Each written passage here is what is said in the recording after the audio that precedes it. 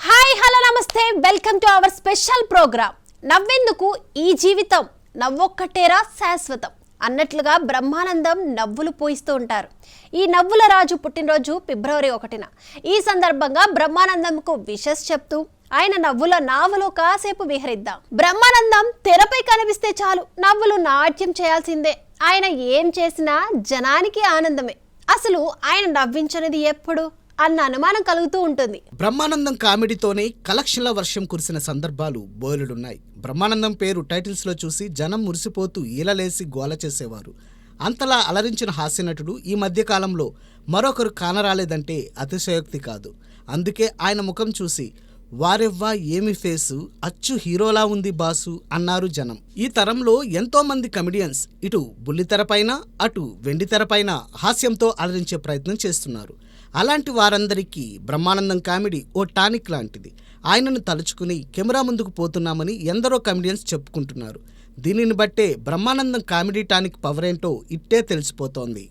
బ్రహ్మానందం చూపిన బాటలో నడుస్తూ ఎంతోమంది పేరడీ సాంగ్స్తోనూ సీన్స్తోనూ మురిపిస్తున్నారు. అయితే బ్రహ్మానందంలో నవ్వించే సత్తా లేక కాదు, ఆ పేరడీలతోనే ఆల్ ఇండియా లెవెల్లో బ్రహ్మీ మార్క్ కామెడీకి ఫ్యాన్స్ ఫిదా అయిపోతున్నారు.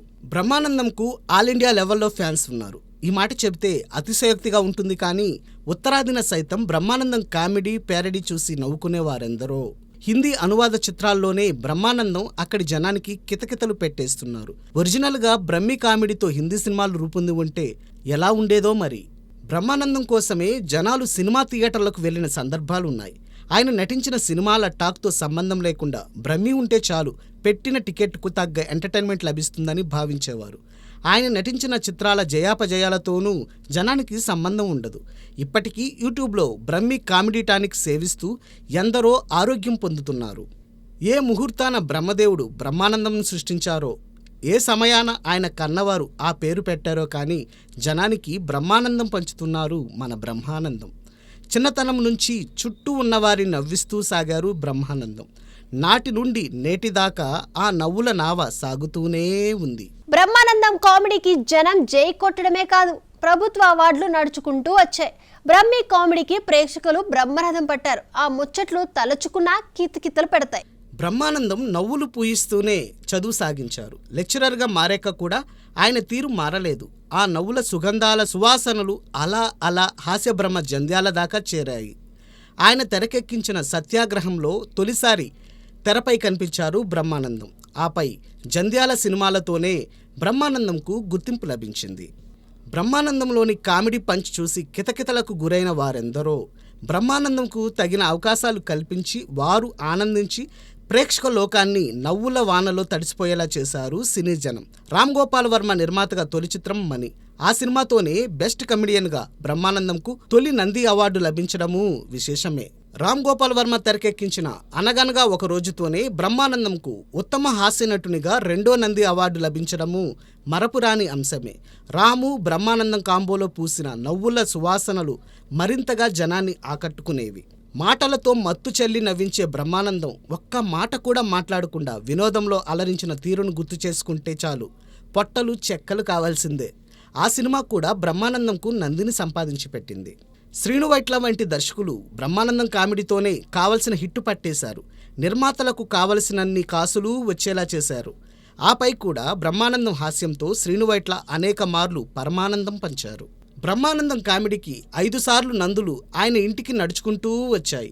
రేసుగుర్రంలో కిల్ బిల్ పాండేగా బ్రహ్మానందం అలరించిన తీరుకు 5వ ఉత్తమ హాస్య నటునిగా ఆయన ఎంపికయ్యారు.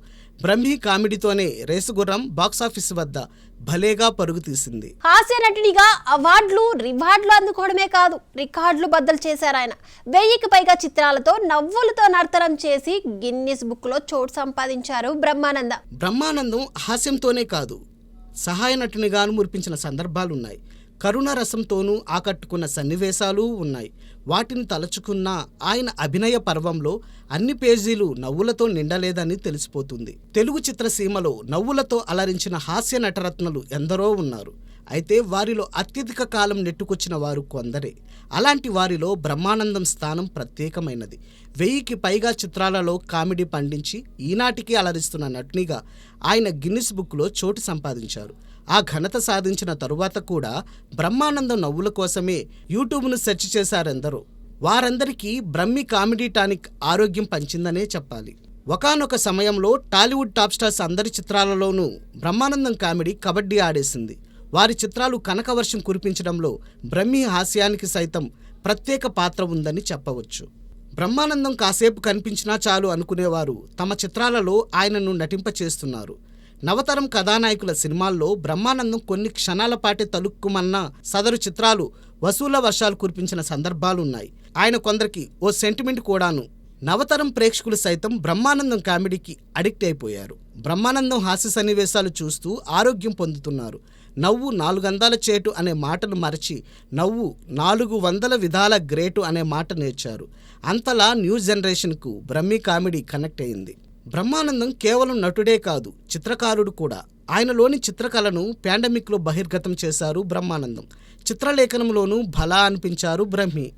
ఆయన సినిమాలు తగ్గించిన జనం మాత్రం ఆయనను తలుచుకోకుండా ఉండలేని స్థితి. యూట్యూబ్లో బ్రహ్మానందం కామెడీ చూస్తూ మురిసిపోతున్నారు జనం. బ్రహ్మానందం హాస్యం తలుచుకుంటే చాలు కితకితలే. ఆయన నవ్వుల నావలో ఒక్కసారి ప్రయాణం చేస్తే చాలు జీవితానికి సరిపడా నవ్వులు మన సొంతమవుతాయి. ఈ హాస్య బ్రహ్మ మరిన్ని పుట్టినరోజులు ఆనందంగా జరుపుకోవాలని ఆశిద్దాం.